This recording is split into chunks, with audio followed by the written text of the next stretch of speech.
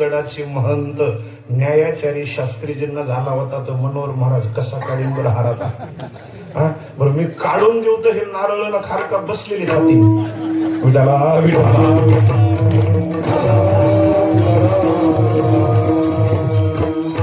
अभंग जनाबाईचा आहे. अभंगामध्ये वर्णन गोकुळामध्ये राहणाऱ्या कृष्णाचं आहे. जनाबाई भक्त पांडुरंगाची आहे, दासी नामदेवाची राहते पंढरपुरामध्ये. काय संदर्भ आहे? पंढरपुरामध्ये पांडुरंगाची भक्त असणारी जनाबाई कृष्ण परमात्म्याचं वर्णन करते. याचा संदर्भ काय? जे जे झाले अवतार, देवाचे जेवढे अवतार झाले त्या अवतारामध्ये जनाबाई सांगते, देवा मी बरोबर आहे. सवयोगाचा भक्त नामा उभा कीर्तनी, उभा कीर्तनी, पाठी मागे डोळे लावून जनी उभी ते जनी. देवा कृष्ण अवतारामध्ये मी कुब्जा होते, राम अवतारामध्ये मी शबरी होते आणि नामदेवरायची दासी म्हणून मी जण आले. कृष्ण गोकुळामध्ये कोणत्या लीला केल्या त्याचं मला सांगोपांग ज्ञान आहे. संत त्रिकाल ज्ञानी असतात. म्हणून जनाबाई माता या अभंगामध्ये भगवंत गोकुळात कुठून आले याचं चिंतन करतायत. भगवंत निर्गुण निराकार परमात्मा सगुण साकार का झाला? अव्यक्त परमात्मा व्यक्त का आला? व्यापक परमात्मा अविग्रह का धारण करतो? तर त्याचं कारण आहे, होय भक्ती केला तैसा पूर्वी धरावी ते इच्छा, जैसा केला तैसा होय धावे सोय धरोनिया. भक्ताच्या इच्छेनुसार परमात्मा त्याचं रूप बदलतो, अवतार घेतो, लीला करतो. आणि आमचे गुरुजी सांगायचे बा, उपासकाची उपासना प्रबळ झाल्यानंतर उपास्यावर त्याचा परिणाम होतो. उपासक, उपासना आणि उपास्य. साधना करणारा उपासक आहे, भजन करणारा उपासक आहे, यज्ञयाग करणारा उपासक आहे. उपासना भजन आहे आणि उपास्य परमात्मा आहे. उपासकाची उपासना परिपक्व दशेला आली की परमात्मा त्यांच्या दारात येतो. ज्ञानदेव म्हणे, व्यासाची या खुना द्वारकेचा राणा पांडवा घरी. तसं तो द्वारकेचा राणा पांडवा घरी आला, द्वारका सोडून हस्तिनापूरला. पण नंद दरबारामध्ये आलेला परमात्मा कुठून आला त्याचं चिंतन आहे. तो वैकुंठातून आला. वैकुंठीचा हरी तो कसा होऊन आला? तान्हा यशोदेच्या घरी. तान कोणाला म्हणावं? तान कोणाला म्हणावं? झोपलेल्या माईला विचारतो, कोणाला म्हणावं माय? अजून उठच नाव येऊ का तिकडं मी? एक हार नेऊन घाला त्यांना. तान कोणाला म्हणावं? ज्याला आईचा पाहणा पिण्याशिवाय जगातलं काहीच कळत नाही त्याला. आणि जगत ज्यानं निर्माण केलं तो परमात्मा तान्हा झालाय. नवल केवढे न कळे कानोबाचे. कारण देवाच्या चरित्रामध्ये अद्भुतता असावी, देवाच्या चरित्रामध्ये आश्चर्य असावं, देवाच्या चरित्रामध्ये नवल असावं, देवाच्या चरित्रामध्ये कोडं असावं. म्हणून नवल केवढे केवढे न कळे कानोबाचे कोडे. त्या परमात्म्यानं जग निर्माण केलं तो परमात्मा यशोदेच्या अंगणात आहे. तान्हा यशोदेच्या घरी. पण आणखी काय करतो तो? यशोदा मातेला आनंद मिळावा, गोप गोपींना आनंद मिळावा म्हणून भक्ताच्या साठी तो अंगणात रांगतो. रांगो लागला अंगणी. आणि यशोदा माईनं रांगणारा कृष्ण सुंदर दिसावा म्हणून त्याचा जुटू पाडला. माथा जावळाची वेणी. आणखी तो परमात्मा सुंदर दिसावा म्हणून यशोदा माईनं अलंकार घातले. पायामध्ये पायी पैंजण आणि वाळे, हाती नवनीताचे गोळे. गोकुळामधल्या मुख्य लिलेचं चिंतन या अभंगात केलं. हातामध्ये नवनीत माने लोणी, हाती नवनीताचे गोळे. असा परमात्मा निर्गुण निराकार झालेला सगुण साकार झाला. योग्याच्या ध्यानामध्ये न येणारा जपित संन्यासी वैरागी गिरी गवारामध्ये कड्या कपारामध्ये स्वतःला झाडाला उलट लटकून घेतात तरी एक झाकी न दाखवणारा, यम नियम आसन प्राणायाम प्रत्याहार ध्यान ध्याना साधना समाधीद्वारे एक झाकी पाहण्याचा प्रयत्न करणारा योगी, त्याला एक झाकी न दाखवणारा परमात्मा यशोदेच्या दारात आहे. म्हणून जनाबाई म्हणते, धन्य यशोदा ती माय, धन्य यशोदा ती माय. धन्य शब्द परमार्थामध्ये आला की कृतार्थता असते, परिपूर्णता असते. ओम पूर्णमदः पूर्णमिदं पूर्णात् पूर्णमुदच्यते पूर्णस्य पूर्णमादाय पूर्णमेवावशिष्यते. परमार्थामध्ये धन्यता शब्द आली की कृतार्थता असते. आणि यशोदामाईची साधना कृतार्थ झाली. यशोदामाईच्या पुढे परब्रह्म परमात्मा बाळरूपामध्ये तिच्या अंतकरणामध्ये हृदयामध्ये अंगणामध्ये आणि तिनं घातलेले अलंकार स्वीकारतो. म्हणून धन्य यशोदा ती माय. आणि अशा आईच्या चरणावर मी साष्टांग वंदन करते. धन्य यशोदा ती माय, दासी जनी वंदे पाय. मला वाटतं सद्गुरु भगवान बाबाची आई कौतिका माता, त्या माईच्या चरणावर आपण सर्वांनी डोकं ठेवावं. का? जर म्हणून म्हटलं, आमचे गुरुजी म्हणायचे बा, अंजना ना होती तो हनुमान ना होते. याद रखना, अंजना ना होती तो हनुमान ना होते, रुक्मिणी ना होती तो ज्ञानेश्वर महाराज ना होते, और कौतिका माता ना होती तो भगवान बाबा ना होते. याद रखना. म्हणून धन्य माता पिता,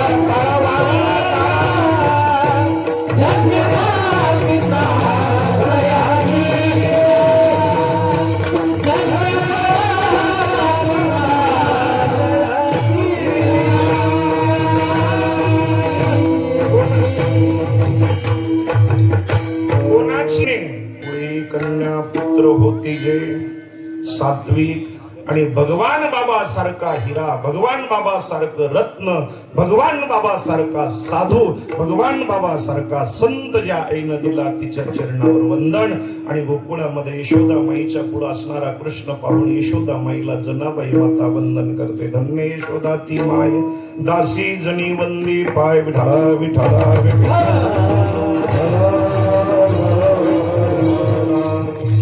अभंगावर बोलण्यापूर्वी थोडासा परिहार तो असा, गेल्या 11 वर्षापूर्वी भगवानगड कंधार या क्षेत्रामध्ये एक छोटस रोपट सुरुवात झालं. आणि त्या रोपट्याचा वेलू 11 लिहिण्यासाठी एकावर एक लागतो. किती? एकावर एक असलं की अडचण येते, पण एकावर एक दोघं सोबत असले की चांगलं होतं. तर गेली 11 वर्ष झालं हा सोहळा. आणि या 11 वर्षामध्ये 5 वर्षे मी कथेला आहे. म्हणजे या सप्ताहाची सुरुवात कशी झाली, सप्ताहाचं भरगतचे काम कसं झालं, आणि या वर्षी 11वं वर्ष कसं होतंय, याच्यावरूनच दिसतंय की भगवान बाबाची काय ताकद आहे. संत कोणाला म्हणावं, एक व्याख्या सांगतो बा. जिंदगी आग पर चलने की कहानी है. ध्यान देना मेरे भाई बहन. जिंदगी आग पर चलने की कहानी है, जिंदगी मौत की भूली हुई निशानी है. अपने मतलब के लिए तो सब जीते हैं मरते हैं, औरों पे लुटा दे वो जिंदगानी. जगाच्या कल्याणात भगवान बाबांनी आपलं जीवन समाजासाठी दिलं. आणि बघा लाख लाख, दीड लाख, 2 लाख असणारे पगारीचे माणसं 500 रुपये पट्टीसाठी 5 वेळेला एका दारावर गेले. फक्त माणूस घरी नसल्यामुळे परत यावं लागले. भगवान बाबाच्या सप्त्याला कंधार तालुक्यात कोणी नाही म्हणलं नाही, याचा मी साक्षीदार आहे. नाही कोणी म्हणलं नाही, जाऊन आले पण घरी नसतील, लग्नाला गेली असतील, कुठं कार्यक्रमाला गेली असतील, पण भेट झाल्यानंतर प्रत्येक भाविकाने या सप्ताहाला मदत केली. म्हणून मी सुरुवात करीन की ज्यांनी हा गडाचा आरंभ सुरुवात केली त्यांना मनापासून धन्यवाद. जी तुमची कमिटी आहे आणि या ठिकाणी आता वातावरण अनुकूल झाल्यामुळं सप्ताह कमिटीनं सुद्धा याच्यामध्ये रंग भरण्याचं काम केलं. सप्ताह आरंभ करून आणि या सेवाभावी ट्रस्ट द्वारा आणि सप्ताह कमिटी द्वारा आयोजित झालेला छोटासा सप्ताह आज विशाल रूप धरतोय. भगवानगडचा सप्ताह म्हणजे, माझ्या वाक्याकडे लक्ष असू द्या, भगवानगडचा सप्ताह म्हणजे 7 दिवस कीर्तन नाही, 7 दिवस कथा नाही. भगवानगडचा सप्ताह म्हणजे कंधार तालुक्यांच्या भगवान बाबाच्या भक्ताचा कुंभमेळा आहे. प्रयागराज मध्ये कुंभमेळा झाला आणि तेवढा कुंभमेळा इथं नाही होणार. पण हे कमी नाही, मी काल सांगितलं कथा गाणारा लहान असेल, कथा सांगणारा मोठा असेल, कोणाचं काही वेगवेगळं असेल, पण कथेत बदल काहीच नाही. कुंभमेळा केवढा असू द्या आणि सप्ताह केवढा असू द्या, त्याच्या तत्व परमात्मा आहे. आणि परमात्मा तो लहान नसतो, परमात्मा तो मोठा नसतो. तो कसा असतो? सच्चिदानंद रूपाय, विश्वोत्पत्त्यादि हेतवे, तापत्रय विनाशाय श्रीकृष्णाय वयं नमः. आता माझ्या पुढे इतकी मंडळी बसलेली आहे, मी नावं कोणाकोणाची घेऊ, अडचण आहे. आता कुणापासून सुरुवात करू ही अडचण आहे. मला वाटतंय दोन्ही झोपदार मला काट्या घालू नये, नाही का? झोपलं नाही ना कोणी? तर आपल्या कंधारमध्ये भगवान बाबाच्या सप्ताहामध्ये आलेल्या सर्व भाविकांच्या चरणावर माझं वंदन आणि माझ्या वाणीला कीर्तनाकडे प्रवास. विठाला विठाला पूजनीय वंदनीय महंत न्यायाचार्य महाराष्ट्राचं वैभव असणाऱ्या भगवान गडावर ज्यांची आभा शोभा आणि प्रभा उभा महाराष्ट्र आनंदाचे सिद्धांत ज्ञानेश्वरीच्या माध्यमातून ऐकतोय. एक गोष्ट बोलू का दादा, तुमच्या साक्ष धाडस करतो जरा. ज्ञानोबाईंनी ज्ञानेश्वरी लिहिली, कारण एकदा काल्यात गेल्यास मला बाहेर येणार नाही. ज्ञानोबाईंनी ज्ञानेश्वरी लिहिली, पण 750 वर्षापूर्वी त्या ज्ञानेश्वरीला सन्मान आणि ज्ञानेश्वरीची कीर्ती आणि ज्ञानेश्वरीचा प्रचार केला ते नामदेव महाराजांनी. कधी? 750 वर्ष. नामामने ग्रंथ श्रेष्ठ ज्ञानदेवी एक तरी ओवी अनुभवावी. आणि माझा दावा आहे, माझी भावना आहे, तुमचं मत मला माहित नाही. त्याच ज्ञानेश्वरीला 2000 साली महाराष्ट्राच्या हृदयामध्ये ठेवण्यासाठी मला, माझी भावना आहे, तुमचं मत मला माहित नाही. तेच नामदेवराय योगायोगानं गडावर आलेले, तशी माझी भावना आहे, तुमचं मला माहित नाही. का? ज्ञानोबाच्या ज्ञानेश्वरीचं वर्णन त्या काळात नामदेव महाराजांनी केलं आणि या काळात महाराष्ट्रात जर ज्ञानेश्वरी कोणी रुजवली असेल तर त्याचं नाव योगायोगानं काय? एकदा जोरात टाळ्या वाजवा माझ्या. योग ते नामदेव आणि योग हे नामदेव. आणि भगवान बाबांनी ज्ञानेश्वरीचा प्रसार कसा केला, काय अधिकार दिला. बैसोने पाण्यावरी वाचविली ज्ञानेश्वरी, बैसोने पाण्यावरी. असा भगवान बाबाचा क्रांतीचा कीर्तीचा सूर्य महाराष्ट्र नव्हे तर महाराष्ट्राच्या बाहेर सुद्धा आता वाढायला लागलेला आहे. आणि यावत चंद्र दिवा करो, भगवान गड कंधारवासियांना भगवान बाबाचा एवढा आशीर्वाद मिळो. कारण मला वाटतं कोणीतरी कमिटीतलं म्हणलं मला की शास्त्रीजी म्हणले की भगवान गडानंतर भगवान गडाची प्रति आकृती जर महाराष्ट्रात कोणी तयार केली असेल तर ते भगवानगड कंधार. मी भगवान गडावरही गेलेलो आहे आणि इथेही बघतोय तुम्हा सर्व मायबाप श्रोत्यांना देणगी दानार या ठिकाणी 1-1 रुपया मदत करणारा जो कोणी असेल भाविक, त्याच्यासाठी भगवान बाबांनी त्यांच्या जीवनामध्ये जे ऐश्वर मिळालं, द्वारकेमध्ये कृष्णाला जे ऐश्वर मिळालं, ज्ञानोबराच्या दरबारात जे ऐश्वर हे प्रत्येकाच्या घरी द्यावं अशी प्रार्थना करतो आणि पुढे चालतो. विठ्ठला विठ्ठला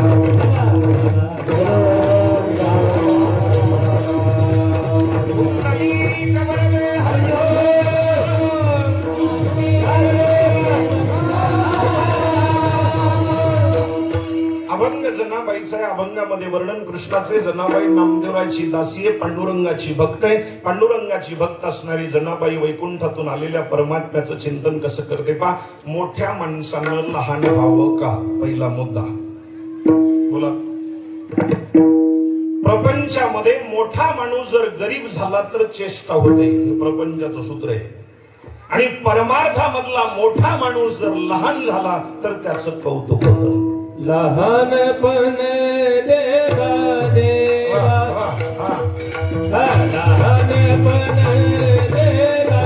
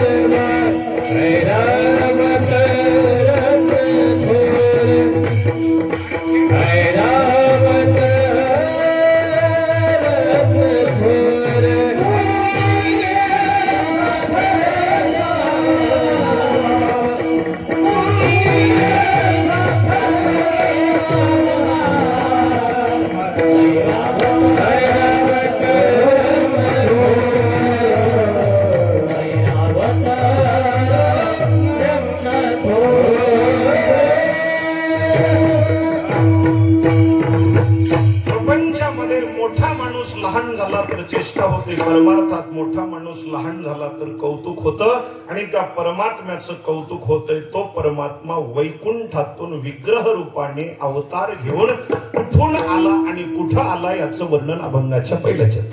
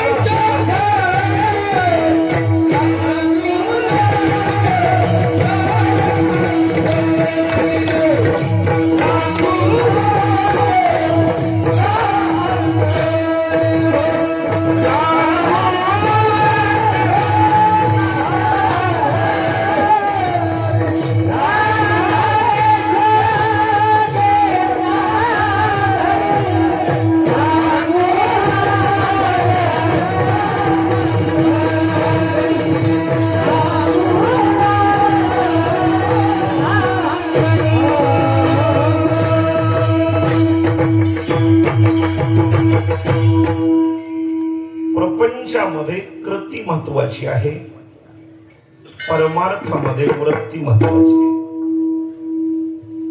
प्रपंचामध्ये व्यवस्था अत्यंत गरजेची आहे, परमार्थामध्ये अवस्था गरजेची आहे.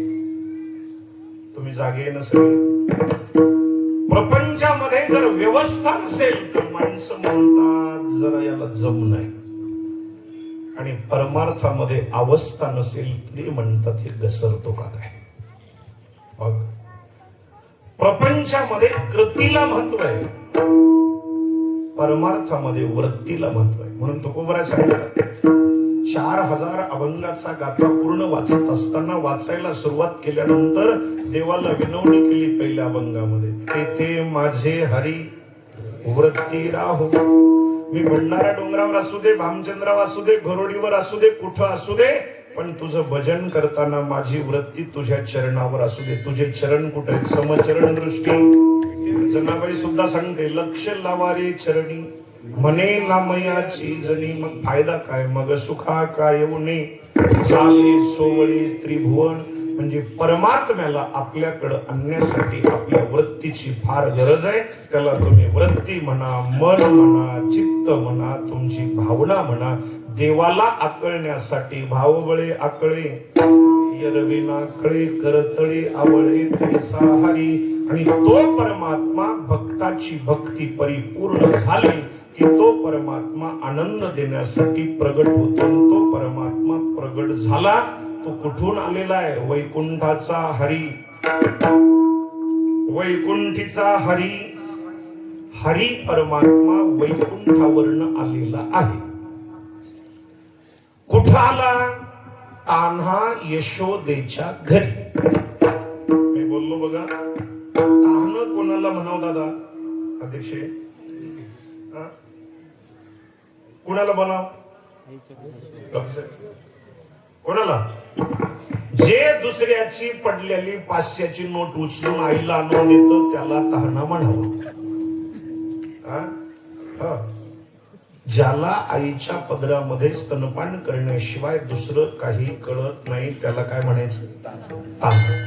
आता कल्पना करा, जेने हे विश्व निर्मिले, महर्षी देवादी संस्थापिले.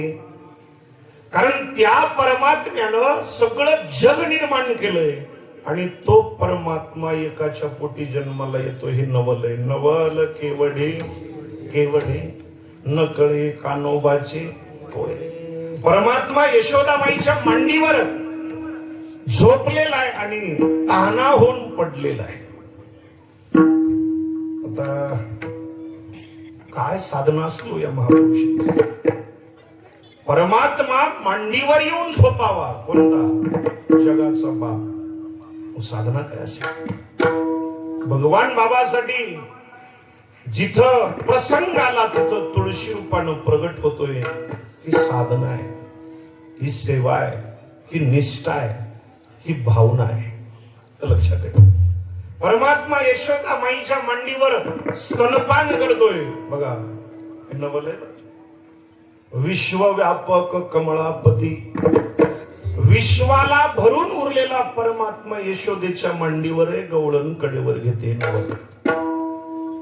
एवढंच नाही, अनंत ब्रह्मांडे उदरी हरी हा बाळक नंदा घरी. आणि नंद बाबाच्या घरी आलेला परमात्मा महाराज याच्यातलं कोड बघात आहे. 16,108 बायका आहेत. प्रत्येक राणी पासून देवाला 10 मुलं आहेत. 1.25 लाख नातू आहेत. तरी तुकोबरायासारखा महात्मा म्हणतो, तुका म्हणे नटधारी भोग भोगोनी ब्रह्मचारी विठा विठाचारी. हे तुम्ही आणि मी म्हणलेलं नाही. हे कोण म्हणतंय? तुकोबराय म्हणतात. तुका म्हणे नटधारी भोग भोगोनी ब्रह्मचारी. नवल केवढे केवढे न कळे कानोबाचे कोडे. त्याचं कोड कळणार नाही, त्याचं नवलय कळणार नाही. म्हणून उगाच ठेवी जे माथा चरणावरी म्हणवणी शरण जावी. सर्व भावे देवासी तो हा उतरील पार भव दुस्तर नदीचा. आणि तो परमात्मा मांडीवर आला, पण दिसतो कसा? अधरम मधुरम वदनम मधुरम रूपम मधुरम तिलकम मधुरम कुंजा मधुरा माला मधुरा वीची मधुरा सलिलम मधुरम कललम. देवाचे आधार मांडले. ओठ मधुर आहे, मुखमंडल मधुर आहे, दंतावली मधुर आहे, डोळे मधुर आहेत, मस्तक मधुर आहे, कंठ मधुर आहे, वक्षस्थल मधुर आहे, हात मधुर आहेत, पाय मधुर आहे, त्याचं चालणं मधुर आहे, त्याचं बोलणं मधुर आहे, त्याचं बसणं मधुर आहे, त्याचं खाणं मधुर आहे, त्याचं झोपणं मधुर आहे, त्याचं कृपा करणं मधुर आहे. म्हणून वर्णन केलं मधुराधिपतेर खिलम मधुरम. म्हणून आमचे गुरुजी म्हणायचे, पारसिकीस म्हणे नाम तुम्हारा तारन हारन जाने कब दर्शन होगा। प्रभु तेरी रचना इतनी सुंदर है तो तू कितना सुंदर होगा। तो किती सुंदर आहे त्याचं वर्णन करणं शक्य नाही। राजस सुकुमार कस्तुरी तिलकम ललाट पटले। अहो त्याला पाहिल्यानंतर डोळे बाजूला जावे वाटत नाही, त्या दृष्टीच्या बाहेर जावं वाटत नाही। आता दृष्टी पुढे सदा माझे डोळे, त्याला पाहावं वाटतं तो कसा आहे भागवत वर्णन करतो। बरहा पीडम नटवर वपु कर्णयोः कर्णिकारं बिभ्रतवासकं वैजयन्तीं च मालम रंध्रान वेणोर्धर सुधया पुरयन गोपवृंदे वृंदारण्यम सुपदरमणं प्राविशत गीत कीर्तिः। ज्याच्या माथ्याला मोर पिसार आहे, ज्याच्या गळ्यामध्ये सुंदर तुळशी आहे, ज्याची हजार भुग्याने एकत्र यावं असे केस आहेत, धनुष्याकार भुवय आहे, सफरचंदासारख्या कळी कमळाच्या कळीसारखे ओठ आहे, सफरचंदासारखे गाल आहे आणि दिसायला परमात्मा अगदी सुंदर आहे। गोड तुझे आज भगवान गडावर असे कपडे घालून टाईट होऊन, त्याला काय म्हणतात इंग्रजीमध्ये, मला सांगत की गुरुजी इंग्रजी मला कळत नाही, शेविंग करून कटिंग करून इस्त्री मारून आता कसं कसं आले। इतका नजारा भगवान बाबा जर जन्माला आले नसते तर भेटला असता का, लक्षात ठेवा। एकाच्या कैवाडे उगवी अनेकाचे कोडे। गीता ही अर्जुनाला भगवंतानं सांगितली, पण एकट्या अर्जुनाच्या कामाला नाही आली। सर्वोपनिषदो गावो दोगदा गोपाल नंदन हा पार्थो वत्स सुधीर्भक्तम दुग्धम गीतामृतम महत् ईशके नकट प्रश्न मुंड मांडुके तत्तरे ऐतरे छंदके वृद्धरांनी दशोपनिषदाचं सार असणारी गीता अर्जुनासाठी सांगितली। पण ती गीता केवळ अर्जुनाच्या कामाला आली नाही, तर जगामध्ये आतापर्यंत अनेकाच्या कामाला आलेली आहे, आज येत आहे आणि उद्या येणार आहे। एकाच्या निमित्तानं, तसं भगवान बाबा काय निमित्तानं आले माहित नाही, पण भगवान बाबा मुळे हा उत्सव घडतोय हे मात्र निश्चित आहे। विठ्ठला विठ्ठला आणि तो परमात्मा मांडीवर आहे, ताना होऊन आलेला आहे आणि ताना असणारा काना यशोदा माईला आनंद मिळावा म्हणून अंगणामध्ये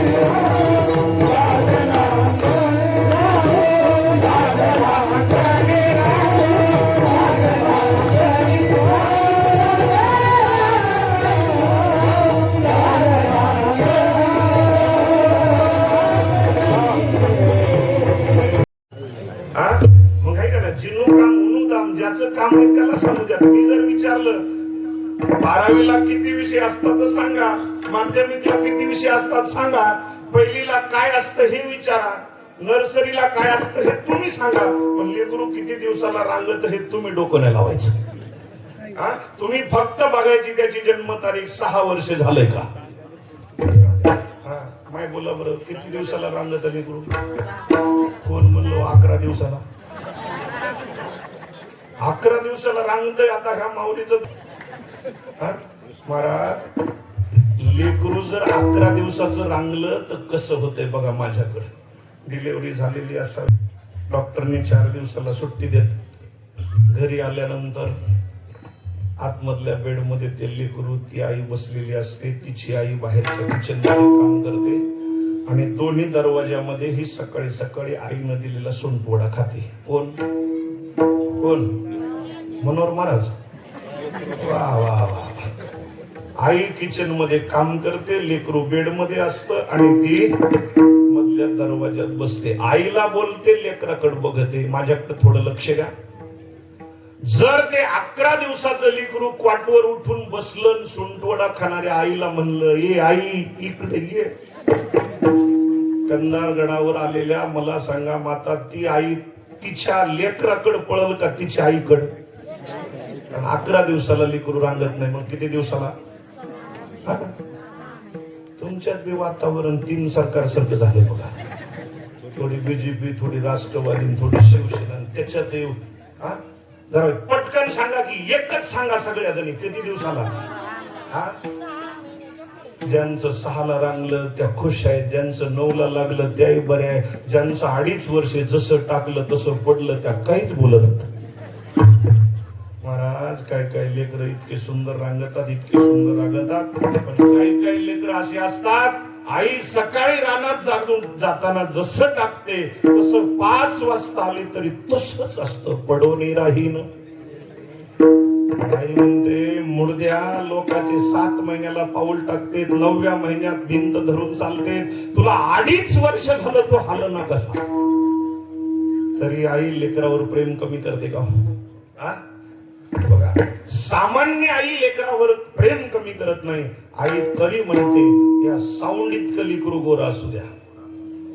इतकं साऊंड बघा किती गोरा आहे. हे गोविंद महाराज कंधारचे त्यांच्या स्पीकरचा नजारा आहे. त्याचा कलर बदला पुढच्या वर्षी गोविंद महाराज हा काळाच कलर ठेवला मला रोज सांगायला. इतकं काळं लेकरू असतं तरी आई म्हणते माझा वाघ आहे, वाघ. काय म्हणते? माझा. महाराज आई एवढ्यावर थांबली असती तर आईचं कौतुक झालं नसतं. आई म्हणते माझा ढेण्या वाघ आहे. कोणता वाघ? मी ऋषिकेश, हरिद्वार केलं, आळंदी केली, पण मला या ढेण्या शब्दाचं व्याकरणच कळलं नाही आणखी. आणि शब्द जर कळाला नाही तर फजिती होते. एका माणसानं अमेरिकेत शिकला, डॉक्टर म्हणून आला. आता सगळे डॉक्टर पुन्हा मला जाताना स्लाईन लावू नका. आणि दवाखाना टाकला असा भगवानगड जसं कंधारचं केंद्र बनतोय असा तालुक्याच्या ठिकाणी दवाखाना टाकला. 50 गावामध्ये पत्रिका पाठवल्या, आज दवाखान्याचं उद्घाटन आहे. दवाखान्याची इमारत मोठी उभी राहिली. मी का सांगतो, जर शब्दाचा अर्थ नाही कळाला तर भानगड होते. महाराज तालुक्यातले लोक आले, स्वात्कार समारंभ, बिल्डिंग सजवलेली, असं सुंदर डॉक्टर येऊन बसलेले आणि सगळे लोक आले. आणि बहोनीचा दिवस.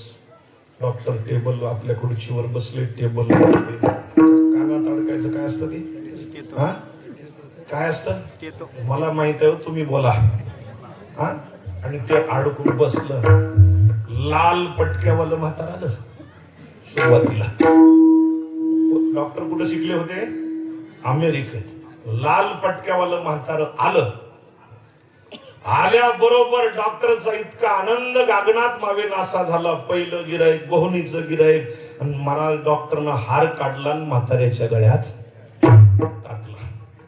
म्हातार बसलं खुर्चीवर. डॉक्टर साहेब, दवाखाना आजपर्यंत असा तालुक्यात नव्हता. तुमच्यामुळे आता आम्हाला लांब लांब पुणे मुंबईला जायची गरज नाही. आता इथं दवाखाना झाल्यामुळं चांगलं झालं. बघा बरं मला तपासा. डॉक्टरनं सांगितलं आज भवनीचं गिरायक आहे, पहिलं गिरायक आहे, मी पैसे घेणार. डॉक्टर आनंदानं काय काय केलं बघा. डॉक्टर म्हणलं बाबा तुम्हाला काय होतंय? म्हाताऱ्यानं सांगितलं बोहंडा आल्यात, बोहंडा. काय आल्यात? महाराज डॉक्टरचाच बीपी वाढला. मला अमेरिकेत शिकलो पण असा शब्द माझ्या डिक्शनरी मध्ये गेला, आरोग्यशास्त्राच्या बुकामध्ये गेलेला नाही. महाराज म्हणला काय सुरुवातीचं गिराईक, बहोनीचं गिराईक, पण कुणाच्या हातून गोष्ट विसरून, पण म्हातारी एकदा जर प्रचार करायला लागले तर अपप्रचार व्हायची शक्यता. म्हणून डॉक्टर जे डोक्याला हात लावून बसलं. त्यानं आपल्या अमेरिकेतल्या शिकवणाऱ्या गुरुजीला फोन लावला. सर मोठा प्रॉब्लेम झालाय आणि हे बोंडा येणे हा कोणता आजार आहे? तिकडला म्हणला पुन्हा फोन करू नको. अमेरिकेत आजारच नाही, त्याचं संशोधन झाल्यानंतर सांगत. आता गुरुजी सांगणार तिथं मग यांची काय ताईट झाली असेल. बसला हात. म्हातार म्हणतं डॉक्टर साहेब अर्धा तास झालं बघा. थांबा साहेब. डॉक्टर साहेब म्हणले थांबा जरा. 1 तास झाला. थांबा, मला थोडा विचार करू द्या. 2 तास झाले, 1 वाजायला आला. काल्याचं कीर्तन सोडीना गेल्यास महाराजाला मारा वाटतं. म्हातारे गरम झालं. म्हातारं म्हणलं, डॉक्टर साहेब काय झालं? जरा थांबा. लाल पटक्यावाल्यानं एवढा ताण दिलेला आणि तेवढ्यात पुन्हा एक पिवळ्या पटक्यावालं मागून काठी घेऊन आलं. अल्ला, पहिल्याच लाल न मई हवा तैट केली. आता हे पिवळं काय करतं की महाराज? ते पिवळं आलं, बसलं. ते अर्धा तास झालं. काय चाललं? गप्पा झाल्याने एवढ्या डॉक्टरला म्हणलं, डॉक्टर साहेब बघा बरं, मला लवकर बाजार करून गावाला जायचं. डॉक्टर म्हणले, जरा थांबा, यांचं बघू द्या. बराच वेळ झाला. 2 तास बसलं. पिवळ्या पटक्यावालं म्हातारं म्हणलं, डॉक्टर साहेब नेमकं यांना काय झालंय? मी तुमचं आयुष्यभर मेडिकल फुकट करतो. म्हातारे खुश झालं. म्हणलं, आता एसटीला तर तिकीट नाही, डॉक्टरला पैसे नाही, म्हणल्यावर तर रोजच तालुक्यावर. म्हातारं म्हणलं, नेमकं त्यांना काय झालंय? म्हणजे त्या बाबाला भोंडा येतात. मला भोंडाच कळन. आता पिवळ्या पटक्यावाला म्हातारं म्हणलं, डॉक्टर साहेब, भोंडा येणं म्हणजे चक्कर येणं असं होय? गेलं, तपासलं. मला सांगायचं काय, अर्थ जर शब्दाचा नाही कळला तर अनर्थ होऊ शकतो. आईच्या मुखातून निघालेला शब्द आहे, माझा वाघ नाही, माझा ढेण्या वाघ आहे. विठाला विठाला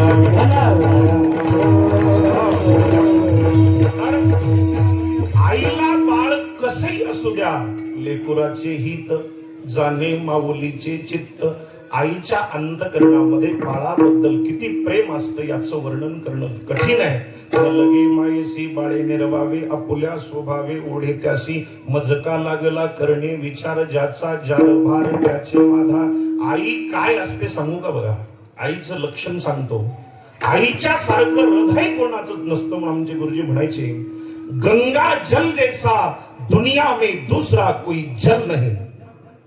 गंगा जल जैसा दुनिया में दूसरा कोई जल नहीं, और माँ के दिल जैसा दुनिया में दूसरा कोई दिल नहीं. माथे का स्वभाव सूत्र कोरिये का जीवा, सूत्र कोरिये का जीवा, सूत्र कोरिये का जीवा.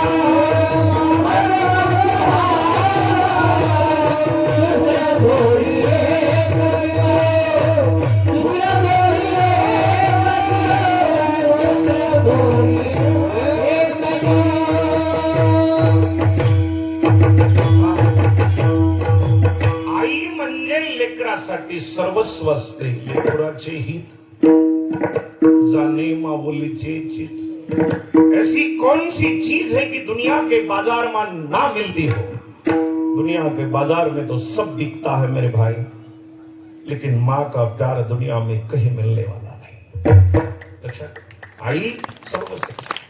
आणि यशोदा माईच्या मांडीवर जर कृष्ण असेल तर आईच्या अंतकरणात काय प्रेम असेल. महाराज यशोदा म्हणायची, माझा कृष्ण कसा आहे, माझा कृष्ण कसा आहे, माझा कृष्ण कसा आहे. आणि तो परमात्मा यशोदेच्या अंगणात रांगू लागला अंगणी. लेकरू जर रांगलं लवकर तर आईला आनंद होतो. आता यशोदा माईला किती आनंद होत असेल. नाही या आनंदाशी गोडा, सांगता गोष्टी लागती गोडा, आलासी आकारा अमुचिया चाडा, तुका म्हणे विडा भक्तीचिया. आणि परमात्मा रांगतो कसा? तळवे तळ हात टेकीत, तळवे तळ हात टेकीत, डाव गुडघ्याने गुडघ्याने लागत, डाव गुडघ्याने गुडघ्याने लागत.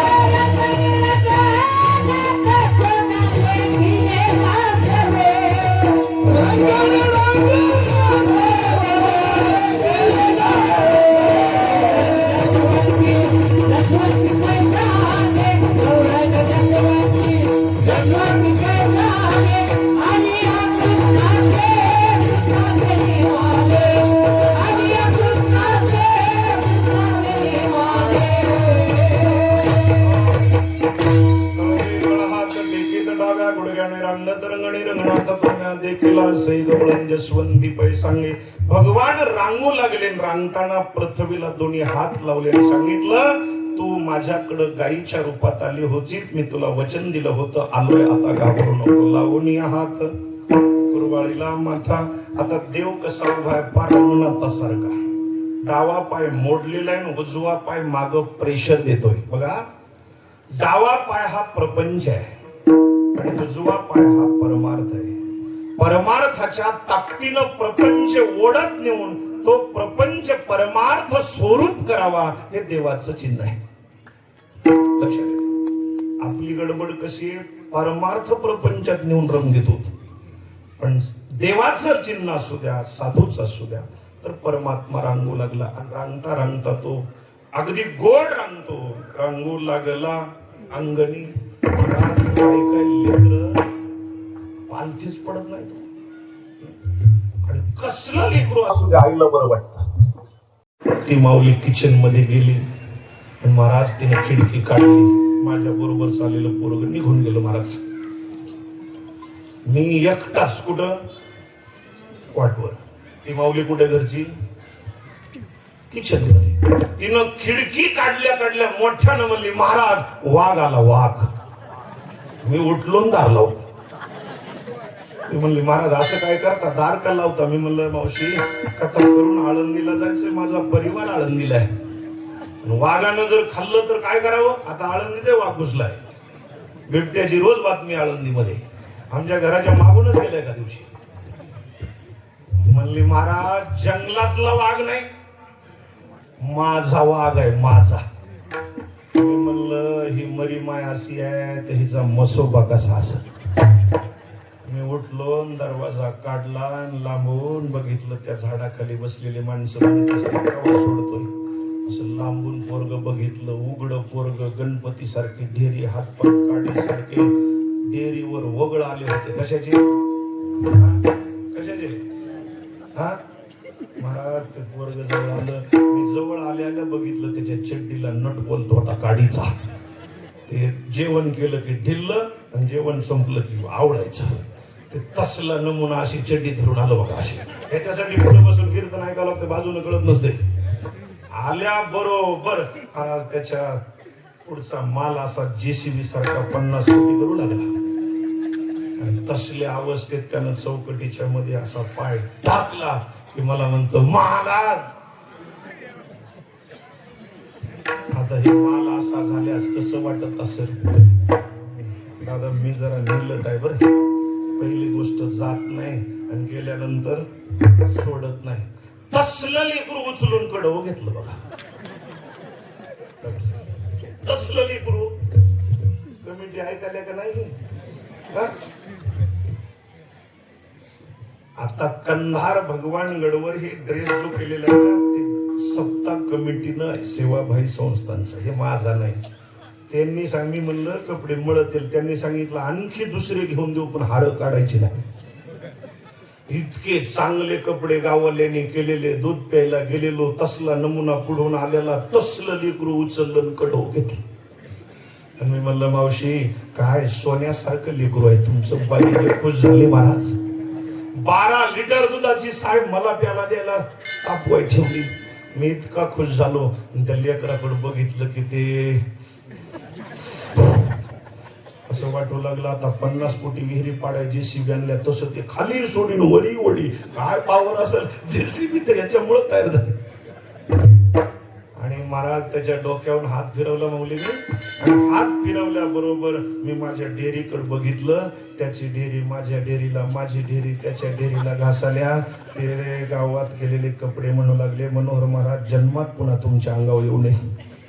महाराज असलं मला वाटायचं आता माणूस बघून तर प्यायला द्यावं ना. उगा एवढ्या कपात दिल्यास काय उपयोग आहे? आमच्या नगरसेवक ताई म्हणतील, साहेब म्हणतील, महाराज जरा निलटच आहे. मी पहिली गोष्ट नेऊ नका, नेलं तर पोट भर द्या.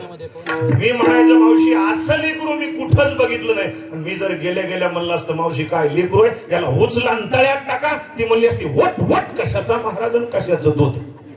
महाराज डोक्यावरून हात फिरवायचे व्हायचा. त्याच्या आईला बोलू लागलं की ते लेकराला तिकडं बघायचं, त्याचा गाल माझ्या पुढे यायचा आणि त्यानं माझ्याकडे, मी बोलू लागलो की ते माझ्याकडे बघायचं. मला खात्री झाली हे लेकरू त्याच्या आईला बोलू लागले कुठं बघतंय तिकडं. मला वाटतं तिनं भरपूर दूध द्यावं म्हणून लेकरू तिकडं बघत असताना पटकन तिनं बघावं मी याच्या गालाची बप्पी घ्यावी तयारीत.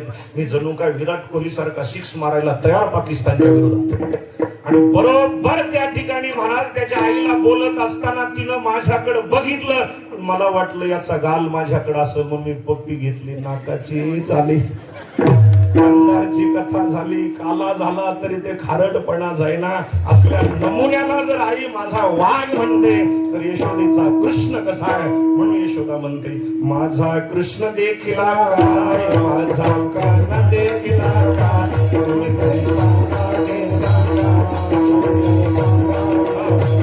आणि तो परमात्मा रांगतो, आनंद देतो आणि त्या परमात्म्यानं आणखी शोभून दिसावं म्हणून त्याचा जोटो पाडला. माथा जावळाची वेणी. आता इथं बसलेल्या सगळ्यांनी सांगा वेणीला बटा किती असतात? वेणी बनवत असताना बटा किती? कोण म्हणलो 3 बाबा गप बसाना. मी ह्यांना सांगालोय ज्यांची काम आहेत त्यांना. ते पुणे मुंबई सारखं झालं, दळाई हेच चाललंय, पाण्याला हेच. खेड्यात तरी वजन राहू द्या की आपलं. वेणी बनवताना बटा किती? 3. वेणी बनवल्यास किती? पुढचीचा पदर कुणच उचलायचा नाही. असं सुरू केलं. आता वेणी त्यांची रोज घालतात बनवताना 3 बटा, 2 वेणी घातल्यानंतर 2 दिसतात, 1 गेले कुठं. कृष्णाचं चरित्र तत्व प्रधान आहे. कृष्णाचं चरित्र अध्यात्म प्रधान आहे. कृष्णाचं चरित्र श्रवण आणि मनन करण्यासाठी रामचरित्राच्या आचरणाची गरज आहे, अन्यथा कृष्ण चरित्र समजणार नाही. 3 बटा म्हणजे कर्म, भक्ती आणि ज्ञान. भक्ती आणि कर्म उघड दिसतं, गुप्त ज्ञान झाकलेलं असतं. गंगा यमुना सरस्वती तिन्ही मध्ये गंगा प्रगट आहे, यमुना प्रगट आहे, सरस्वती गुप्त आहे. तसं भगवंताच्या चरित्राचं हे तिन्ही मध्ये हातखंड आहे. म्हणून देवाच्या चरित्रात माथा जावळाची वेणी. त्या परमात्म्यानं आणखी शोभून दिसावं.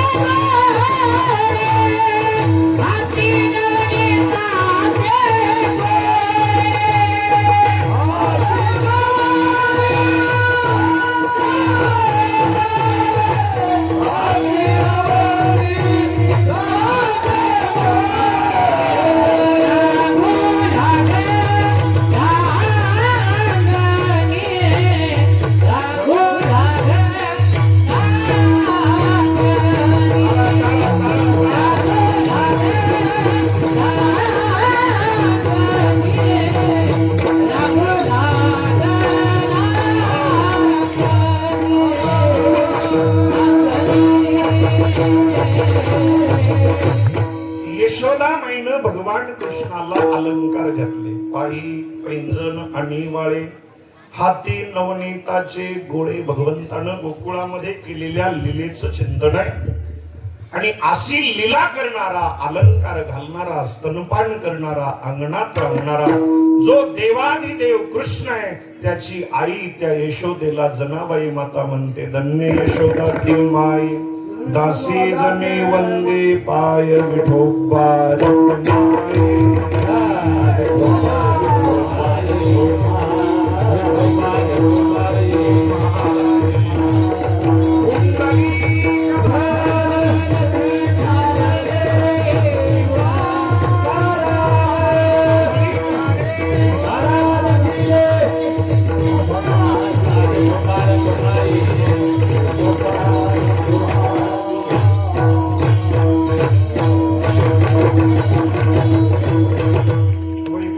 हरिताना यशोदेच्या घरी रांगू लागल अंगणी माता गोकुळाची वेणी पायी पैंजनाने वळे हाती नवनीताची वळदन यशोदा ती माय दासी जमे वंदे पाय.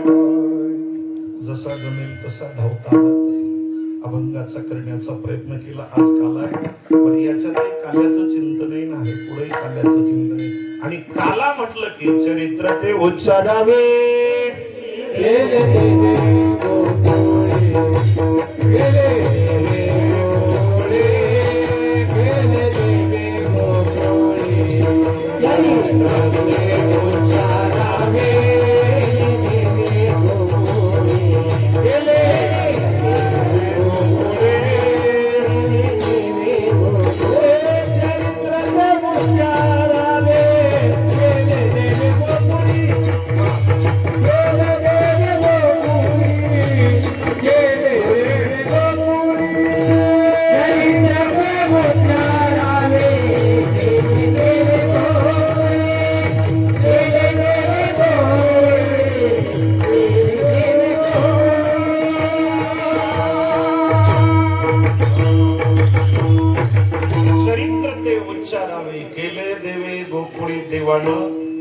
तीन ठिकाणी तीन प्रकारचं चरित्र केलं. भक्ताला आनंद देण्यासाठी 11 वर्ष गोकुळात चरित्र केलं. दुष्ट संपवण्यासाठी 14 वर्ष मथुरेत चरित्र केलं. आणि धर्माची संस्थापना करण्यासाठी 100 वर्षे भगवान द्वारकेत चरित्र करतात. देवाच्या चरित्राचे 3 भाग. 11 वर्ष देवानं पायात काही घातलं नाही, डोक्याचे केस कापले नाही, अंगावर शिवलेलं वस्त्र केलं.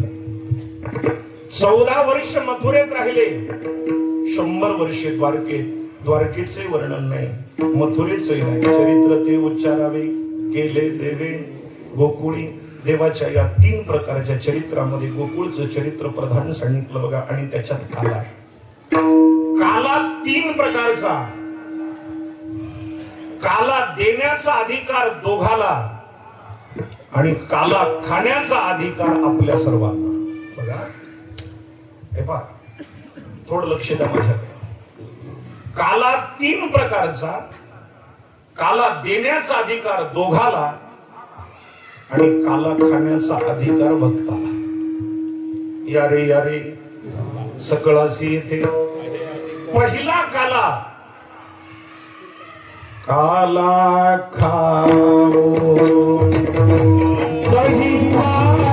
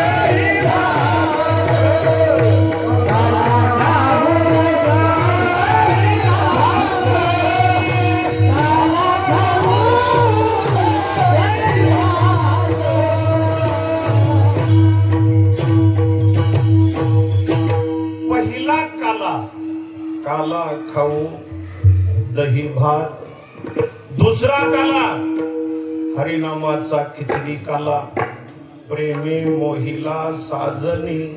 आणि तिसरा काला तुका म्हणे काला कोठे अभेद देखिला. आता हे 3 काले बघा. दही भाताचा काला या स्थूल शरीराला पुष्ट बनवतो. काला नेमकं समजून घ्या, काला कशाला म्हणा. 2 वस्तू विशिष्ट अवस्थेच्या एकत्र केल्यानंतर त्यांची विशिष्ट अवस्था संपते आणि त्या दोन्हीचं मिश्रण होतं, त्याला काला म्हणतात. दूध आणि भाकरी पुष्करली की त्याचं नाव काय. हे कुणाला कळत नसलं तर ज्याची दात पडली त्या माणसाला विचारा काला कशाला. वरण असो की दूध असो पुष्करल्याशिवाय खाता येत नाही. दूध आपलं स्वतंत्र अस्तित्व सोडतं, भाकरी आपली स्वतंत्र अस्तित्व सोडते आणि त्या दोन्हीचं मिश्रण होतं, त्याला काय म्हणतात काला. हे दही भात. आता दही म्हणजे काय आणि भात म्हणजे काय. दही गोड असतं. आता सांगा, आता बोलाय अडचण नाही. दही कसं असतं आंबट. भात कसा असतो दादा. भात गोड असतो.